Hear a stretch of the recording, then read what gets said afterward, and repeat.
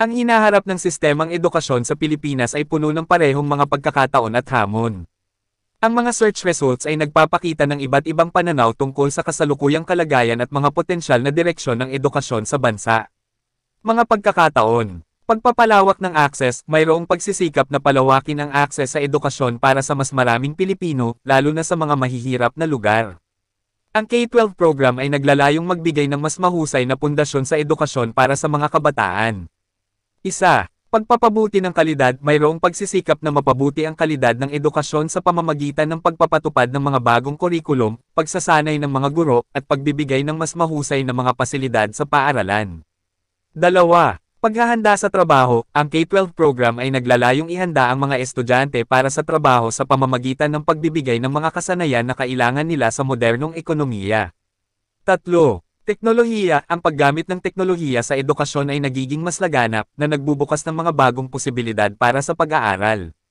Mga hamon. Kakulangan sa pondo, ang edukasyon ay patuloy na nakakaharap ng kakulangan sa pondo, na naglilimite sa pagpapabuti ng mga pasilidad, pagsasanay ng mga guro, at pagbibigay ng mas mahusay na mga programa.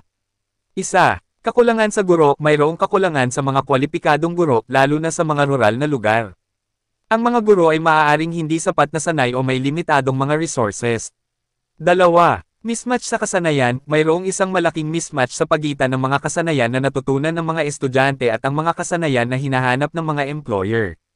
Tatlo, pandemya, ang COVID-19 pandemic ay nagdulot ng malaking pagkagambala sa edukasyon, na naglalagay ng karagdagang mga hamon sa pag-aaral at pagtuturo.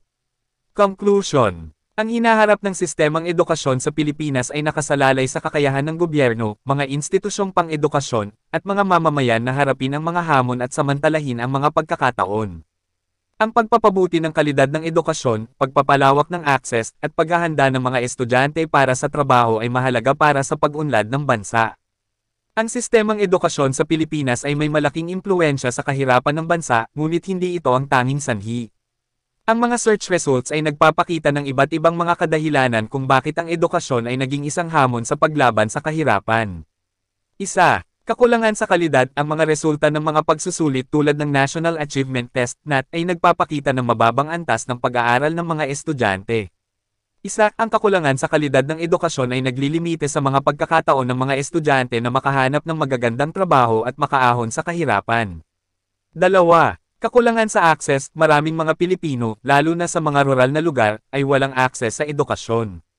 Dalawa, ang kakulangan sa mga paaralan, guro, at mga resources ay nagpapahirap sa mga mahihirap na pamilya na makapag-aral ang kanilang mga anak. Tatlo, mismatch sa kasanayan, mayroong isang malaking mismatch sa pagitan ng mga kasanayan na natutunan ng mga estudyante at ang mga kasanayan na hinahanap ng mga employer. Apat, ang mga estudyante ay maaaring hindi handa para sa mga trabaho na magbibigay sa kanila ng mas mataas na kita. Apat, kakulangan sa pondo, ang edukasyon ay nakakaharap ng kakulangan sa pondo, na naglilimite sa pagpapabuti ng mga pasilidad, pagsasanay ng mga guro, at pagbibigay ng mas mahusay na mga programa. Isa, dalawa, ang kakulangan sa pondo ay nagpapalala sa mga problema sa kalidad at access. 5. Pandemya, ang COVID-19 pandemic ay nagdulot ng malaking pagkagambala sa edukasyon, na naglalagay ng karagdagang mga hamon sa pag-aaral at pagtuturo. Ang mga estudyante ay maaaring mawalan ng access sa edukasyon dahil sa kawalan ng mga device at internet connection.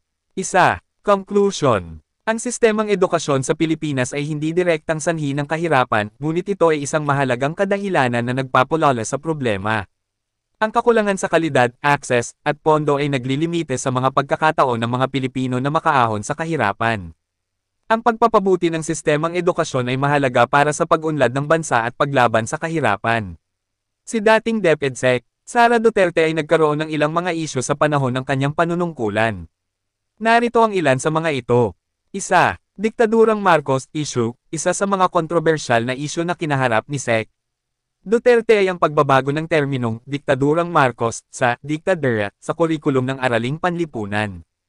Ang pagbabagong ito ay kinundena ng ilang mga grupo dahil sa paniniwala nilang ito ay isang pagtatangka na deodorize ang pamumuno ni Ferdinand Marcos Sr. at magbawas sa kanyang mga krimen sa panahon ng martial law. Dalawa, K-10 curriculum, ang pagpapatupad ng bagong K-10 curriculum ay naging isang isyu dahil sa mga alalahanin tungkol sa kalidad at pagiging epektibo nito. Ang ilang mga grupo ay nag-aalala na ang kurikulum ay hindi sapat na naghahanda sa mga estudyante para sa trabaho at sa pagiging isang responsableng mamamayan. 3. Pandemya. Ang COVID-19 pandemic ay nagdulot ng malaking pagkagambala sa edukasyon, at ang DepEd ay kinaharap ng mga hamon sa pagtugon sa mga pangangailangan ng mga estudyante. Ang mga isyu sa pag-aaral online, kakulangan ng mga resources, at ang mental health ng mga estudyante ay ilan sa mga hamon na kinaharap ng DepEd sa panahon ng pandemya. 4. Kakulangan sa pondo. Ang DepEd ay patuloy na nakakaharap ng kakulangan sa pondo, na naglilimite sa pagpapabuti ng mga pasilidad, pagsasanay ng mga guro, at pagbibigay ng mas mahusay na mga programa. 5. Kakulangan sa guro. Ang kakulangan sa mga kwalipikadong guro ay isang patuloy na problema sa edukasyon sa Pilipinas. Ang mga guro ay maaaring hindi sapat na sanay o may limitadong mga resources. Ang mga isyong ito ay nagpapakita ng mga hamon na kinakaharap ng sistemang edukasyon sa Pilipinas, at ang mga pagsisikap na gawing mas mahusay at epektibo ang edukasyon ay patuloy na mahalaga. Ang pagiging DepEd Secretary ni VP Sara Duterte ay nagkaroon ng magkahalong resulta.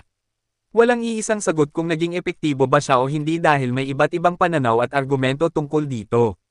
Narito ang ilang mga punto na dapat isaalang-alang.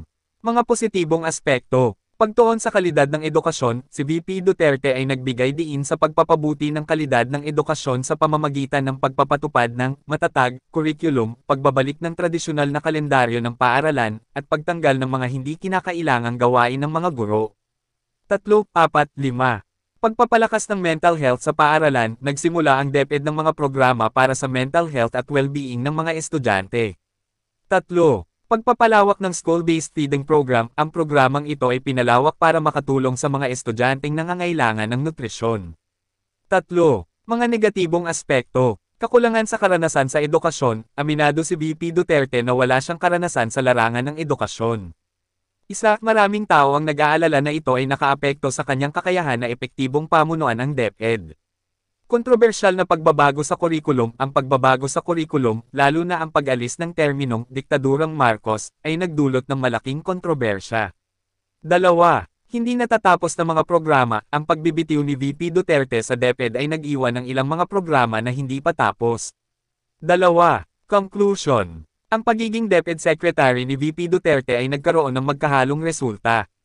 May mga positibong hakbang na nagawa, ngunit mayroon ding mga kontrobersya at hindi natapos na mga programa. Ang epektibo ba siya o hindi ay isang bagay na patuloy na pinagtatalunan. Mahalagang tandaan na ang pagpapabuti ng sistemang edukasyon sa Pilipinas ay isang patuloy na proseso. Ang mga pagsisikap ng gobyerno, mga guro, at mga magulang ay mahalaga para sa pag-unlad ng edukasyon sa bansa. Ang problema sa edukasyon ng Pilipinas ay isang komplikadong isyu na nangangailangan ng multifaceted na solusyon.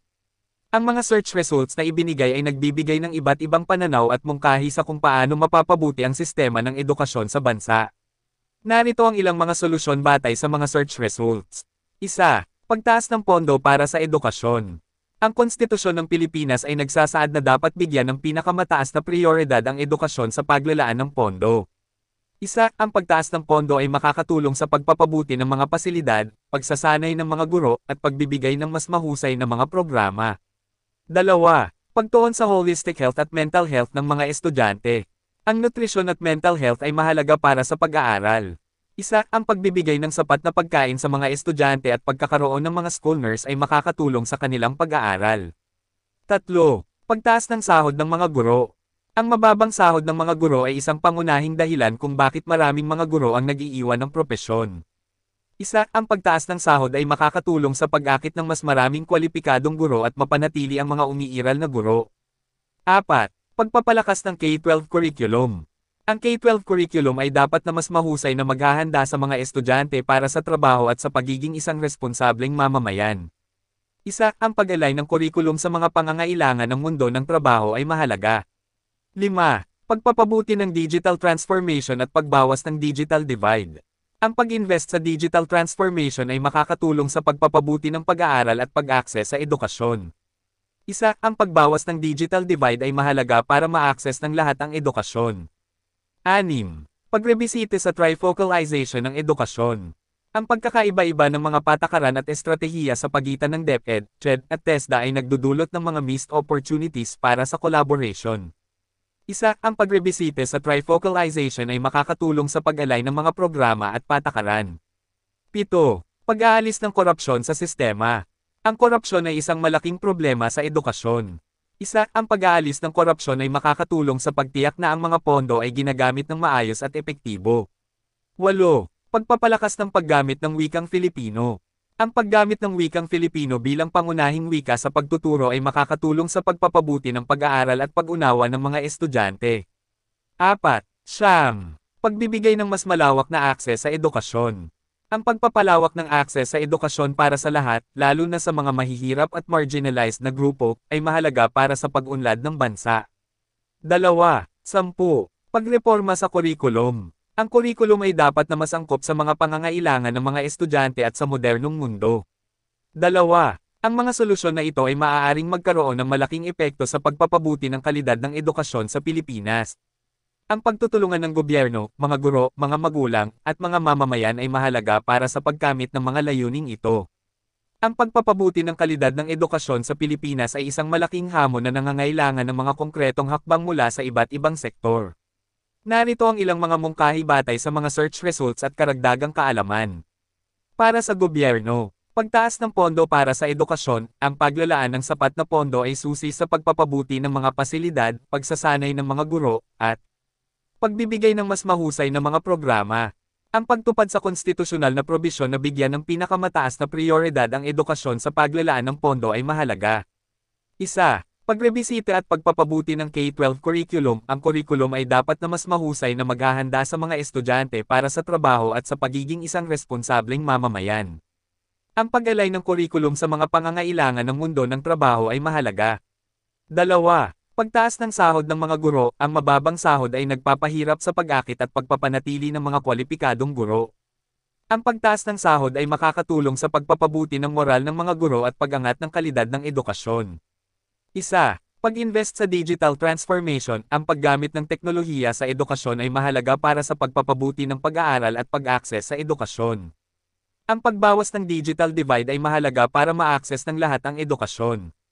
3. Pag-aalis ng korupsyon sa sistema. Ang korupsyon ay nagpapahirap sa paggamit ng mga pondo ng maayos at epektibo. Ang pag-aalis ng korupsyon ay makakatulong sa pagtiyak na ang mga pondo ay ginagamit para sa kapakanan ng mga estudyante. Isa. Para sa mga guro, pagpapalakas ng professional development, ang mga guro ay dapat na patuloy na mag-aaral at mag-develop ng kanilang mga kasanayan. Ang pagbibigay ng mga pagkakataon para sa professional development ay makakatulong sa pagpapabuti ng kalidad ng pagtuturo. Pag-adapt sa bagong teknolohiya, ang mga guro ay dapat na handa sa paggamit ng teknolohiya sa pagtuturo. Ang pagbibigay ng mga training at resources ay makakatulong sa mga guro na mag-adapt sa mga bagong paraan ng pagtuturo. Pag-unawa sa iba't ibang pangangailangan ng mga estudyante, ang mga guro ay dapat na sensitibo sa mga iba't ibang pangangailangan ng mga estudyante. Ang pag-aaral ng mga pedagogical strategies na angkop sa iba't ibang uri ng mga mag-aaral ay mahalaga. Para sa mga magulang, pagiging aktibong kasangkot sa edukasyon ng mga anak, ang mga magulang ay dapat na aktibong kasangkot sa edukasyon ng kanilang mga anak. Ang pagbisita sa paaralan, pakikipag-usap sa mga guro, at pagtulong sa mga anak sa kanilang mga takdang aralin ay makakatulong sa pagpapabuti ng kanilang pag-aaral. Pagbibigay ng supportive na kapaligiran sa tahanan, ang mga magulang ay dapat na magbigay ng supportive na kapaligiran sa tahanan para sa kanilang mga anak. Ang pagbibigay ng mga resources, pag-encourage ng pag-aaral, at pagsuporta sa kanilang mga pangarap ay mahalaga para sa pag-unlad ng mga estudyante.